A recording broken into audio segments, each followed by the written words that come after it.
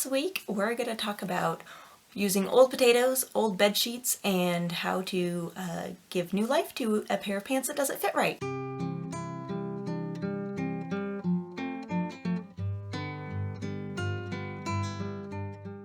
So one thing I love to get creative about is using things that have outlived their original purpose. So this week I did some mending on an old bed sheet. Well, not really mending. It has found new life as a dress. It was an old bed sheet, a nice jersey fitted sheet that had a big hole in the center, but the sides were still pretty decent.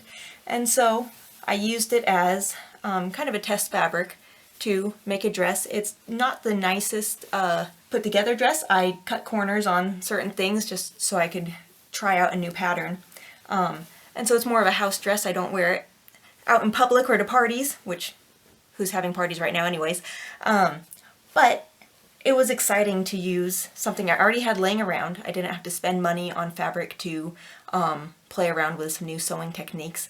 And I ended up with a dress that is great for chasing after the kids, walking around the neighborhood, and just hanging around the house and doing some cleaning. And so it was great to have, rather than just throw it in the trash or turn it into an endless amount of cleaning rags, which I already have plenty of from other old towels.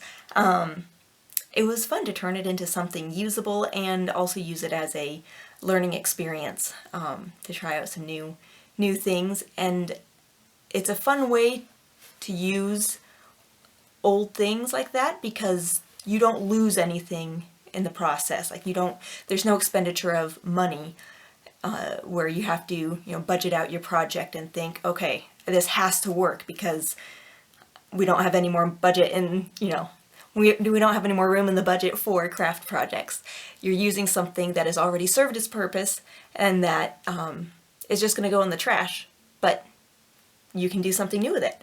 I also had an old pair of jeans that fit better in my pregnancy days, and my waistline is getting closer to its normal original size, so I had these pants that were quite a bit loose at the waistline but fit elsewhere, and I was able to just cut a hole in the waistband on the inside and thread some elastic in there, and I measured the elastic kind of against my back and kind of just guessed how tight and snug I wanted it to be. And so now these pants hopefully won't need the belt quite so much, which would be exciting. And then one of the other things, I had some potatoes laying around that I unfortunately hadn't gotten into the stew pot in time, and they were getting mushy and growing, sprouting out bits and pieces here and there. And I turned them into an arts and craft project for the girls. So cut them in half, cut some shapes into them, and turned them into stamps, and then let the girls go to town with a bunch of paint. And you get some really fun artwork as a result. Lots of colors, lots of things. So, you can frame these on the wall. What I love to do with my girls' artwork is turn it into wrapping paper, especially for presents for the grandparents. It's a fun way to